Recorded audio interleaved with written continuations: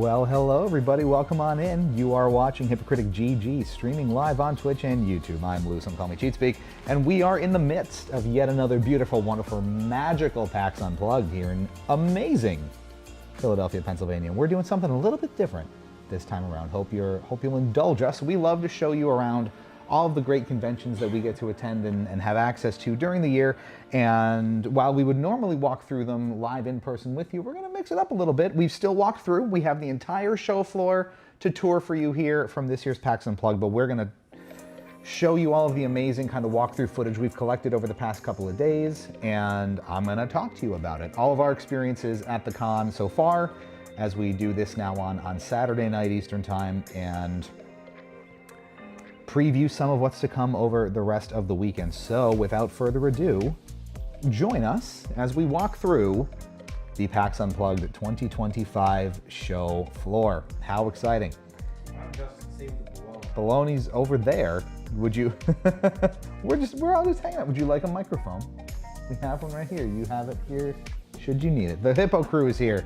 We're all just sort of together, but not. We've gone under the banner, and this, if you walk through the kind of secondary entrance at PAX Unplugged, this is what you're gonna see first. You walk through the hallway to greatness that is this opening salvo, with a whole bunch of secondary and kind of side vendors split out with all of their wares that are either not on the show floor directly or tangential to some sort of, you know, community rooms or together gaming spaces. As you see here, there's all sorts of memorabilia and swag with advertisements. The Alien tabletop experience got some significant traction this year, as well as some exposure. And you can see some of just what teases you in and gives you an idea of what's to come. The One Ring to Rule Them All, a new edition, and hopefully one they bring back, because that was pretty popular, with photographs and people of all sorts from all walks of life. Interrupt the chat, or interrupt the live stream with any additional questions or thoughts or comments you have in chat. If you've been at PAX Unplugged this year, we'd love to hear your own experiences as you've been walking through. You may see some ads for things like the One Piece card game, which has obviously exploded in popularity over the past couple of years, and alongside other ones like Riftbound, which you will certainly hear more about. Pin trading, and of course PAX exclusive merch, show exclusive merch routinely sells out. You can see at the time that we did this, some was already not available, and that line queues for a very, very long time. Things like the information booth and badge pickup and all these sort of expected bits as you walk around, and then you start to get into the heart of it proper. You start to get food vendors, you start to have, again, additional, let's say, corporate activations from all kinds of different card games and tabletop vendors as you walk around. There is Brandland, which I don't know that we show here, but it has, you know, multiple different personalities and all kinds of fun wares that you can buy. I don't know if we get that far down the hallway here in this particular segment of it, but we will. It's much as it has been in years past. Before too long here, we'll be on the show floor proper and showing you exactly what what you would normally see from the perspective of any sort of con goer. And look at that, through the magical doorways and hallways onto the show floor itself. How wonderful. Normally split into multiple different parts. We're gonna start you at where, you know, most of the action is during the day, which is the show floor itself. All of your vendors, all of your accessory makers, all of your, you know, dice manufacturers. For us kind of fellow dice gremlin, that's always a fun time. And you're going to see a lot of that again as we walk through. You're gonna get a good mix of all sorts of different vendors. Again, just sort of walking along with us as if you were walking the show floor yourself is meant to be the experience here. We'll cut in on a couple of specific things and a couple of, you know, booths we stop by. In practicality, not everything gets a hyper long kind of lingering shot like this, but it's a little bit of a sampling of what you would expect. There are, I believe at this show, there were close to 400 separate vendors spread out across the entirety of the convention center. So that's a pretty good chunk of people and a lot of different product for you to get your hands on.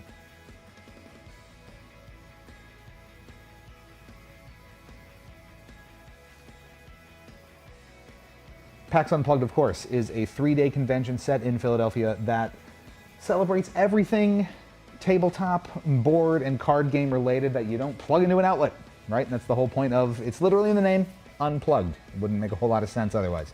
And you run the gamut. It's not strictly, you know, your more, you know, Dungeons and Dragon-y sort of miniature-based, you know, very elaborate, built-up kind of stuff. You get all different sort of card games, board games, some very elaborate, some incredibly simple, and ones you can, you know, carry around in your pocket and in the palm of your hand. The variety is incredible. And part of what is so exciting about these kind of show floor tours and the access that you normally get is the incredible expansive scope and scale of a lot of these different types of vendors, and how much ground you really do literally and metaphorically cover when you get to walk around a show like this. PAX Unplugged, first held in 2017, I believe, in Philly, and has grown exponentially in those years in between. Of course, with COVID and the entire live events industry just sort of taking a hit to some degree, Unplugged in particular has really not only rebounded, but it seemingly eclipsed a lot of where the show was in its formative years, because there were only 2 or 3 years of that show before, live events did have to hit the back burner for a while. And especially this year, we noticed, and you'll see it even as we walk through most of this, which was recorded, reasonably early in the day on Friday, which is normally the least busy day of the show. This was a particularly packed and active one. So what you're seeing here is pretty representative of how the show was most of the day and will be throughout the weekend, where even as recently as a couple of years ago, especially on Friday, you had very kind of chill vibes, a much slower kind of pace, and not as many people sort of packed in to all of these spaces on the show floor. It's always a little bit busy. That's where, the most of the focus is going to be, again, especially during those prime hours. But 2025 was interesting in that I think we saw one of the most significant upticks in attendance and traffic throughout. Part of that may be down to more ticket sales. As I recall, while last year's show, 2024, sold out all 3 days and was the first year of the show to ever do so, I don't believe that 2025 sold out this year. Saturday did. I believe Friday badges were still available yesterday, and I believe Sunday badges are still available for tomorrow. So if you are in the area, if you're just dying to see this stuff for yourself, there is potentially still some opportunity for you to do so. But especially compared to something like PAX East or PAX West, or even the kind of biggest convention like this, Gen Con, that covers similar product in a similar space in the industry, it's a really remarkable show, and has really grown in size and has become a really marquee event for ReedPop, the people who put on PAX, and a lot of other people throughout the year, and in ways that previous shows hadn't really hit those same heights. You can see a lot of fun decorations as you walk around. This year was particularly fun, with a lot of big standees and statues and fun things like this, with skeletons and Christmas lights. And yeah, I'm a Christmas dork myself, so this is always very fun to see. And we got Vinny coming in here, my pals at PAX. We are all the pals are at PAX, and we're walking through everything for you in quote unquote real time. That's the magic of the internet, is it not? So again, you get a really nice look at some of these booths as we walk through, with a combination of, I think, all 3 of us filming and collecting all of this footage at different points throughout the weekend, again, Friday and Saturday, to collect all this. And you really get an understanding of what this show floor feels like. A lot of different booths and a lot of different types of booths that you will have, where you will have your traditional tabletop or card game or board game vendors, where there are original products that they're selling, original games. Most of the time the creators themselves are there, selling you their games at their booths. But then you'll also have, again, accessory makers, where primarily dice, of course, because we're all dice gremlins at heart, and we need to lean into that. We may be seeing some of that here as we walk through. Bigger, sort of more standalone game stores, bringing a kind of pop-up shop feel to a lot of these. You'll see folks like Battleground Games as we walk through here, pretty reliable vendors that sell product at reasonable prices. And in some parts of the show floor, after hours, when the main show floor closes, you still have access to accessories and card sleeves or games themselves, packed product, sealed product. For play yourself, if you want to sit down and try something new. Maybe you found something on the show floor that you really liked. Maybe there's something that you've been, keeping your eye on for a couple of years, and I'm finally gonna pull the trigger on it and buy it. Maybe they have it at one of these various sort of activated pop-up shops from different hobby stores and game stores around the region. They're typically, based relatively close to the show itself, which makes sense. Here we're passing by, Japanime Games, one that we've featured several years ago on the channel here, interviews with them, and have indulged in many of their games and wares over the years. They're a pretty reliable manufacturer in bringing interesting games, obviously from Japan and based on certain IP over here, and having a good time with that. There's Battleground in their TCG Center, one of them that we mentioned, and booths on booths on booths. Every possible square inch, seemingly, of available booth space is going to be taken up by something that's inevitably going to be interesting or eye-catching, or some combination thereof. And so again, any possible accessory or need you could have. You need playmats, you need booster packs, because you just got to be cracking packs. There I am. What a wonderful gait I have. Coffee in hand. You can tell that we were getting this when your boy needed some coffee. Expect delays. A little indie favorite of ours based on, you know, the New York City transit system, and we've streamed that from the show last year, maybe the year before. It's a popular one and people seem to like it. Jakey Poo's here. Well, hello Jakey Poo. Let's discuss. How was the Riftbound stuff received being there live? All the leaks I've seen on Reddit and what you guys yourself have shared looks awesome, and I can't wait. We will talk more about Riftbound as we sort of walk through the show floor here, because we do stop by their booths and their live play areas, so we'll discuss some of that. Yo, dog, we heard you like booths, so we put booths within your booths so you can play games while you play games. That sounds about right. So in summary, though, Jakey Poo, just to sort of tell you, we had a great time with a lot of the Riftbound stuff. We have much more coming throughout the weekend. We spent quite a bit of time with Riot and everyone here from the Riftbound team today, working on a lot of stuff with them. So we're going to be rolling out collectively. We probably have hours worth of content still to share. So that was a wonderful expression. You know what? Whoever was filming this might have been a little sus. You got to give the sus look. That's right. Hey, where's my English accent? I redeemed an accent time, sir. Siri types from 5 feet away from me. I don't have the Twitch directly in front of me, which I don't see a redemption on here. So don't be baiting me into things that you didn't pay for. Cereal. How rude. But she did redeem it. Oh, that was way in the beginning. English. I thought you just typed English for no reason. There you go. Well, sir. I can't get proper into it at the moment. It's gonna take me a little time. I have to think about some British comedians I was watching earlier, trying to get into that mode. You've thrown me off now. The Prius is backing up into the displays. We've driven into the hole. Vinny's made it so. We're getting closer. You started very Scottish. Steve Irwin. No, I was. You started very Scottish. Whenever I need to do a British accent, it just becomes an Australian accent. It's stronger. It sticks with me more. You can't stop me. That's fine. There you go. So we were talking about the Riftbound stuff. Yes, there's more to come, but the panel reactions were very, very fun. We'll talk about some of the panel stuff. Right, proper. We'll talk about some of the panel stuff and some of the reactions and everything that they announced. We did post a summary of what the 2026 roadmap looks like, and it's pretty healthy, if I do say so myself.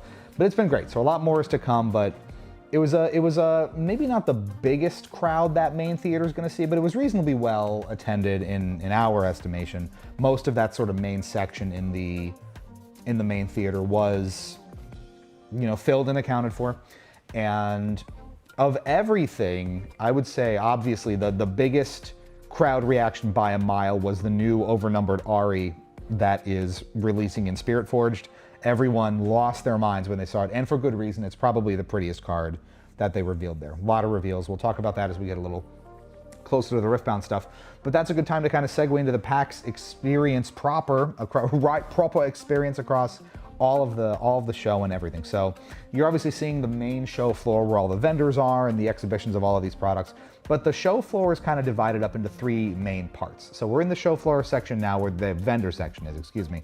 In the middle, you're going to find more of a free play area for card games and similar sort of things. So that's where tournaments for Magic the Gathering or Riftbound or Star Wars Unlimited or Lorcana or any other kind of major TCG out there, the One Piece card game, others, will be held, and that has a really significant chunk of space, as you might expect. And then on the far side of the show floor is the, like how he saw us, got confused, and then immediately turned and walked with us in frame. The tabletop free play area, which is, we will properly walk you through and give you kind of a glance to, but that is where you can basically just check board games and tabletop content out of PAX's massive, like ridiculously huge library of games and play it for yourselves. You can check one game out at a time per PAX badge. They scan it and tie it to you, so if something goes missing or if you walk out with it, they will know. So please don't do that if you attend these shows. That's not nice. Playing by the rules helps everyone enjoy these for a long, long time. And you can sit there all day and play different games and just rotate them in and out of the library if you want to. And a lot of people do. I have friends, old college friends, high school friends, colleagues who will literally spend all day in tabletop free play with their friends all day, all night, from when the show opens to when the entire convention closes at, midnight. The show, like the vendor area closes at 6 p.m. Eastern. The rest of it closes at midnight. They will spend all day there, all weekend long. Here's, of course, some dice. And I believe this is Norse Foundry. Yes, one of many great dice manufacturers there. They will spend all day, all night at the tabletop free play area, just playing through things with their friends. And if that's what you want your PAX Unplugged experience to be, it 100% can be that. And a lot of people indulge in exactly that way. So it's always encouraging to see. And again, we'll kind of walk you through all of that. In addition to the main floor itself, which you're seeing here, there's obviously different levels to the convention center. Tabletop free play now spans pretty much every floor of the convention. The top floor, which is basically just tabletop free play and first look for games that are under development and largely brought in from international markets to get, US player-centric feedback, which is always super helpful. But you'll also have, so you have those first looks up on the top floor alongside more tabletop free play space. And on the ground floor, the bottom floor of the convention, is where you'll have a lot of the additional side event and extra content and rooms alongside even more tabletop free play space, which I don't even know was there in years past. Now, don't quote me on that, but it's possible that, this is the first time that tabletop free play has been so robust. And that's always nice to see, because it can get a little crowded with how much, especially when the main vendor space closes, how much people want to get in there and play their games. So that obviously makes a lot of sense. In addition, obviously, if you are of a certain ilk, the panel experience is a significant factor. So we did attend the Riftbound development and reveal panel, which was on Friday afternoon. As we are speaking to you now, Acquisitions Incorporated, a staple of the PAX experience, and was there more or less from its founding, and is the creators of PAX are part of that, is going live in just a couple of minutes, so we'll be counter programming that. Apologies in advance. That's why VODs exist, and that's why you can walk through this with us anytime. Hey Justin, there he is. And away we go. So the panel experience is also, obviously a major piece of this, and things like Acquisitions Incorporated with that regular kind of expected content at a cadence where, they do this at every PAX, right? But it's especially fun at Unplugged, where that is the core of that particular PAX, and you always love to see it. Again, we are still walking through the vendor area here. There was so much ground to cover, and it was even a challenge to, show you what we've got here. There's so much more even beyond this that is out there and available for people to take a look at. As I believe, getting into before too, there's, other stuff, especially on that sort of ground floor of it, meaning, there's tournament areas where you can partake. I believe when we were walking through there was a Sushi Go tournament, for example. So there's a lot of different tabletop and card game experiences that get translated into that tournament competitive format, which is super fun. You'll get to see a little bit of that. There's cosplay assistance. There's even more than there have been in past years, sort of quiet areas, calming spaces, sort of rest rooms, more or less, like the AFK rooms, where You can sort of gather yourself, get away from how busy and loud and crowded the convention floor can get, or the, convention center in general, which is especially useful this year, again, as we had mentioned before, where it seemed to be busier and more crowded than seemingly it ever has, at least as far as Friday was concerned. And I would say today was pretty crowded and well attended as well. Saturday batches were sold out, so this was max capacity today. So having, especially for those who do have those sensitivities, having access to those resources is incredibly valuable, because it allows you to, there's Serial chatting about something. Having access to those resources and having the ability to get away from things when it becomes a little too overstimulating, a little too overwhelming, and being able to sort of reset yourself, get back into it, and still enjoy it is a really significant component of this. Here we are going into the Magic the Gathering area. Their avatar collaboration, obviously front and center here, and a major part of it. You can see how well attended this booth was all weekend long. Magic's popularity obviously pretty much goes without saying, but it's still nice to kind of see regardless. So you have these, either draft areas or regular play spaces. I'm not sure exactly what they were doing here, but oh, look at, that's a nice logo.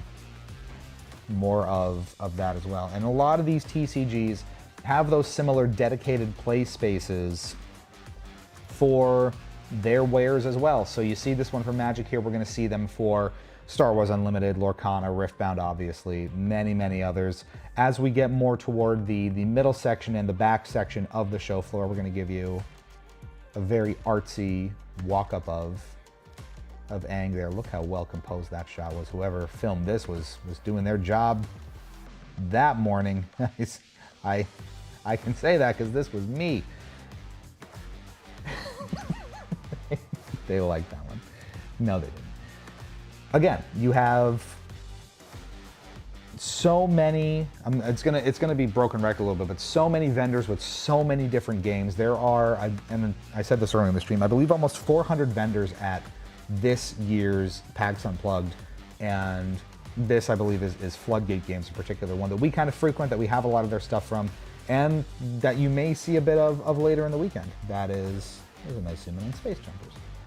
And that looks like some squirrely looking stuff. That might be interesting to see later. But yes, there is just so much. Part of the experience and part of the battle, right, is just trying to divvy up and figure out exactly what you're going to see and what you're going to focus on day to day. Even, especially if you're only going for one day out of the 3 and you're not there on the full 3-day pass, which I believe did also sell out this time around. It is often really challenging just to prioritize all of the things that you want to see and do, just because the floor is so big, because a lot of the demos that you can get into for a lot of games like this can take a fair bit of time. Even if there aren't significant lines for it, you're going to be, engaging with a lot of these games for longer periods of time. So you have to kind of pick your battles a little bit and figure out, all right, what am I going to focus on? I only have a day, or I only have part of a day on the show floor. What do I really want to see? And then get lined up for that and make it happen. There's also, of course, a lot of con exclusive merch and a lot of different drops for things that you can only get at PAX Unplugged. Not just, PAX exclusive merch that manufacturers make, but really hard to find product and really unique products that may not be easily accessible out in the world for one reason or another. One good example was, we're going to bring up Riftbound again. At their merch stand, the Champion decks sold out really quickly into the day, their allocations for both days, in large part because players are just having such a hard time at the moment getting their hand on product reliably. Yeah, even though that's not a con exclusive piece of product, that's going to go really quickly, and it did, because this is sometimes the only way that you're going to get your hands on it. And the same thing is true of so many different vendors, not just big ones like Riftbound or Magic or any of the other really significant names. A lot of this exclusive stuff will go, and a lot of the allocations that different vendors and creators bring to these shows often go to the point where, toward the end they're selling off the display models or the open box versions of the games that, people are just really want to get their hands on. So they don't have to bring it home. they can, you know, use that as one extra copy of something, and then they are really, really done and dusted, which is great. Jakey Poo says, I didn't get this one from you before. I'm sorry, I was so close to going, so even the walkthrough is appreciated. Well, that's what it's about, right? It's meant to kind of immerse you in that experience and show you, hey, if you were kind of walking around the show floor this year, this is pretty much what you would see and what you would experience. So again, a lot of familiar names here. We've got Ultra Pro, we've got Catan, we saw Foam Brain earlier, Restoration Games, a lot of fun, familiar faces, and it's always fun to just kind of go back in year on year and kind of see, well, what's this, you know, vendor showing this year, or how, you know, what new games do, you know, this particular company have coming out. Repeat visits to PAX Unplugged will kind of imbue that in you over the years. So especially now, we began coming to Unplugged, I think, for Hypocritic in, I believe, 2022 or 2023 was our first show. So this is number 3 or 4 for us. And even, you know, some of us here and folks tangential to the channel have been coming well before that. So we, you know, are in the fortunate position now where we've gotten to kind of see the show evolve a little bit year over year and watch it become just so much more popular and so much more kind of densely populated and active and busy, and with such a passionate community behind it. It is great to see. And for those who do lean a little bit more into the tabletop and card game and board game space, maybe relative to some of the other video game stuff like East and West or their other shows of that ilk, this is heaven, man. There's always something fun to see. So we are pretty much at the end of the vendor area here. So we're gonna start going a little farther into the free play and the competitive play space for a lot of these card games. You can see the Flesh and Blood card game kind of starts us out here, where you have learn to play demo stations. Most of these major TCGs do have kind of demo or learn to play stations where, if you're not familiar with it for whatever reason, you've wanted to get into it, that's somewhere where you can do it. And here, of course, is Riftbound. What else? And this is both the learn to play and the sealed draft experience space. So what we partook in Friday night, and what they've been doing all weekend long, is you sign up for a sealed draft, much like it is in other TCGs. You get a certain number of packs, in this case 6 packs, to build, again, in this case, a 25 card deck out of, and you go 4 rounds of Swiss and compete with it. Build the best and most competitive deck you can and get into it. Here we see Universes, UVS Games, the manufacturer of Riftbound that partners with Riot. A lot of IP and card games coming out of them, especially in the next few months. Street Fighter 6, and we're going to be discussing with them and showing you some of what's coming up from Universe's side in 2026 and beyond. But you're going to have to stay tuned throughout the rest of the weekend for that stuff. It's going to be coming your way. But again, a lot of dedicated space for these specific play experiences for a lot of these bigger card games, and those that are, you know, still just starting to find their feet. Like, you know, Riftbound, this is obviously Riftbound's first PAX Unplugged, but they've only been to a handful of events prior to this, and still, you know, sort of making their way through and establishing themselves. You will see some other play spaces for smaller TCGs or other creators or vendors who are kind of just starting out, much in that kind of first look way, which, you know, is its own sort of separate space up on the top floor where there is additional tabletop free play. But again, a lot of different accessory makers present here. You know, there's even, you know, the big fancy game table manufacturers, and they have a lot of floor space to kind of open it up. It's a furniture store, basically. If you really have to whittle it down to it, PAX is just a massive game store and a furniture store all rolled into one. Here we're walking into the miniature section, which is fantastic. And again, this is just sort of a longer form, less polished up preview and showcase of all that the show floor had to offer this year. Again, we're just sort of casually walking it through like you were checking it out yourself. There will be a more polished up version of it with, you know, closer cut-ins and more kind of money shot-esque footage of a lot of these kinds of things, the miniatures especially, and some of the interesting, you know, products and wares that you will see on the channel in the next few days. But that is the miniature section, where there is other, you know, content and gameplay based around all of these things. And you can see again just how much detail and how much meticulous craft goes into that. So this section is always very, very cool to see because you get that firsthand look at all of these amazing little different sets and bits of things that are there. There's, oh, we got Full Metal, Vinny coming in here. What? Ooh, whoa. That's what we're saying 24/7 at these shows. It's a constant stream of ooh and whoa. So once again, walking through the central area of the show floor here. So again, you're going to see different vendors, even, you know, some literature and book vendors here with all sorts of different publications. There you see a bit of one of the activated displays for local game stores themselves. Asmodee on the left. That level of participation there.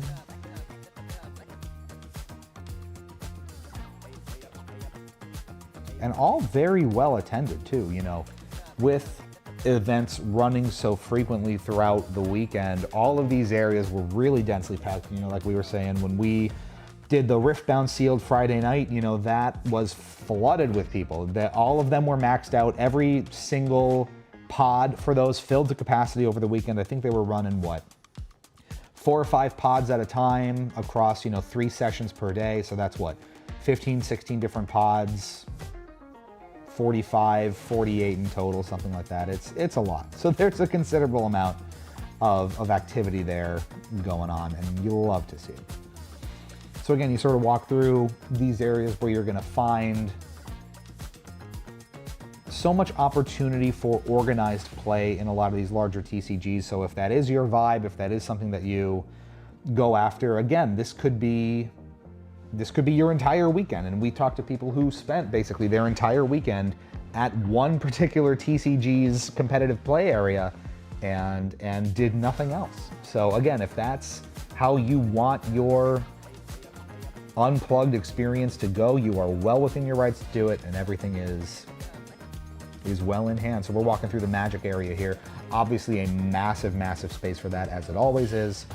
And while it didn't seem like there was much kind of actively running at the moment here, there was more than enough activity, as you might expect. Wish we were there next year, hopefully. Yeah, I mean, gotta make the pilgrimage when you can, right? As you're able. There's Lorcana we're coming up on as well. Couple of years in now for Lorcana, and a lot of these, you know, card games have seen significant traction. We were talking with a couple of different people and vendors over the weekend and understanding just how much of kind of a TCG renaissance we're in right now, where after, you know, COVID and so much sort of isolation periods for people, there's a lot of that appetite and desire for these in-person, you know, community-based events again. So you can see how well attended the Lorcana events were, and similarly for other TCGs. So there's a lot of appetite for that right now, and a lot of different IPs across the industry, whether it is something like Lorcana, whether it's Riftbound, whether it's Magic, whether it's One Piece, or any number of, you know, less developed TCGs that, you know, Universes is working on, for example, which again we'll have more details about as the weekend rolls on. It's a massive, massive opportunity for physical printed product right now to gain a foothold and to be successful, because that's what people are really craving. You're seeing it, you know, a lot of those organized play in local game stores at community level events are going much the same way, where you have so many people attending that they have to either cap attendance or add a second night of a particular game, extend hours, whatever the case is. There is so much demand that local game stores are still kind of ramping up to satisfy it across some games in particular. So it's always very satisfying and encouraging to see that, especially if you are really passionate about this sort of thing, because they're, you know, it ebbs and flows a little bit across time, but right now it's definitely in an incredibly healthy spot, and that's always really fun to see. This was that area that I was talking about before, so this is just a really big spread from Battleground. This is in the area of the show floor that stays open until midnight, so if you want to find something fun to play late at night, get additional TCG accessories, you want to sleeve up a deck you've been building throughout the day and throw down with somebody, you know, at a free play area, you can absolutely do it. LFG zone, doesn't stand for what you think it is, looking for games. So people can set up particular games there, like that guy right there, who was beckoning me to play something. You can set up different, generally multiplayer focused games where, it's a dedicated spot for not just people to go find players, but for others looking to play with somebody to go and find those who are looking to, make new connections, make new friends, and bond over games they love or games they're looking to get into. 100% definitely feels like it's kind of blowing up again, says Jakey Poo. It absolutely is, and we're in a really unique time with this. Hey pal, bar's closed. Want to play a card game? I know a place.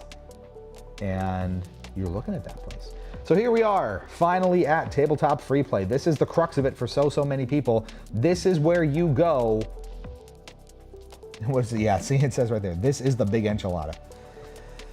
This is where the magic really happens. You check out something from the game library, which we are walking toward. You can see it a little farther in the distance there, and just sit down, play with your friends. This was a fair bit earlier, so this will absolutely fill up. Despite how massive and cavernous this space is, this will absolutely fill up. The area above it will fill up. The first floor areas will fill up. This will be absolutely packed to capacity with people and their games and all the things that they want to play. Some checked out from the game library, some not. So we're going to give you a real brief pass through of this, and we're going to show you some of what you could see. So again, this was at a time earlier in the day when not a lot of stuff was checked out. So this is a really healthy looking library of stuff, even when it's at its busiest. There are so many games here. Even when you're struggling to find a seat, you're not going to struggle to find a game. It is absolutely packed with stuff, ordered alphabetically, of course. So, you can find really even particular or hard to find games in that library, which is always really fun. Tokyo Highway, one that we talk about and have played on this channel here a lot, it was one that we originally found just because it looked cool in the game library, and we plucked it out. Here again, the looking for game cones where people can set up and, beckon others to play. And again, a very dedicated space for those who are interested in playing with others or finding others to play with. It's a two-way street. And now we head down to the lower level of PAX Unplugged to start to bring the show floor tour to a close over the next couple of minutes, where we're going to check in on some of these other things. So tournament check-in is all the way down the end of this hallway, but you're going to get a brief look at some of the other things that are available here. There are those cones turn inside out, and the inside say looking for teacher. So do they really? That's fantastic. So there were escape rooms. There's the mega game room, which is like a 4 to 8 hour event with dozens of players. That's its own really unique experience, which we have not partaken in yet, but maybe one of these days. Jubentia, which we also did not. It's like a scripted kind of murder mystery sort of experience that was originally based in and created in Asia, I believe, before coming stateside. And that was also seemed really cool. We just didn't have time to experience that quite yet. And as we continue to walk here again, this is the sort of tournament and side event sort of focused area where, again, there's dedicated tournament spaces, which we're going to kind of hilariously walk in on absolutely nothing happening, but this is the general gist of it, right? Dedicated space, which again, you need large sprawling areas for a lot of these things where tournaments would happen. So just imagine 50 people queued up for Sushi Go there, and that's exactly how that would work. So again, here's tournament registration. We've got Calico. Like I said, Sushi Go was a big part of it, and wow, look at those two walking around. Outstanding. All the way down the hallway here. And again, the big thing with PAX Unplugged especially is space. You just need so much space for these tabletop activities that you can't help but need to sprawl out and spread out. It takes up a lot of room. So yes, like Vinny said, an event is absolutely bumping when the convention center has levels for it. And yeah, I mean, it takes up, not unlike others, PAX East takes up the entirety of the Boston Convention Center. PAX Unplugged fills out most of the convention center in Philadelphia here, and probably would have filled out more if the Philadelphia Marathon wasn't sharing the building at the same time. It's been a very active weekend for everyone involved here. So this will bring us to the end of the floor tour that we had kind of stitched together for you this time around. Hope you enjoyed this sort of more casual look at it as we walk through in pre-recorded form, but still very much that kind of free flow, you're there right alongside us sort of experience. And if you like it, this is potentially something that we could be doing, further down the road. I'm going to kick it to the standby screen here for just a sec. We're still with you, and we will be kind of summarizing everything that we're going to be bringing for the rest of the weekend in terms of what's coming up for Unplugged and what you should expect. Not just Riftbound related stuff, but a lot of other content coming as well. So hang out right here with us for a second or two, and we'll be right back to tell you a little bit more about that. You're watching Hypocritic GG, streaming live on Twitch and YouTube with our show floor walkthrough of PAX Unplugged 2025. Don't go anywhere.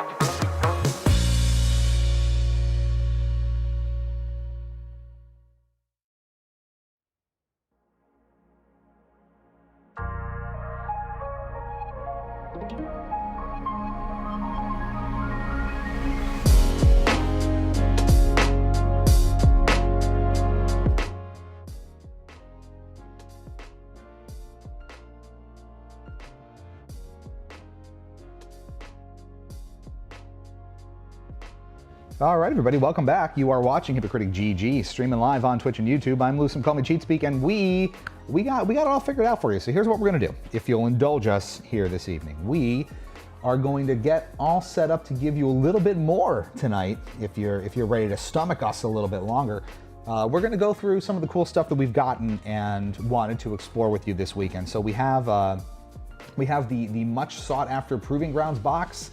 for Riftbound, that starter kit that lets you, learn the game with your friends. We may have some other goodies that are Riftbound related that we may be able to show off for you. And we have a lot of merch from the show so far. Different sort of board games, different stuff that we've found, because of course we're Dice Gremlins. We've got a bunch of that stuff that we're going to potentially put on camera and give you all a little look for. So if you'll hang out, we're gonna take it offline for a little bit, and we'll be back in a few minutes. Give us a fair chunk of time here, but we'll be back with more. And you'll, of course, if you're followed or subscribed, you should get those notifications. So please make sure you are, if you're not. And we'll be right back with some more goodies for you. So hang out for a little bit, spend more of your Saturday night with us if you so dare. You're watching Hypocritic GG streaming live on Twitch and YouTube. We'll have more for you in just a few. Be right back, y'all.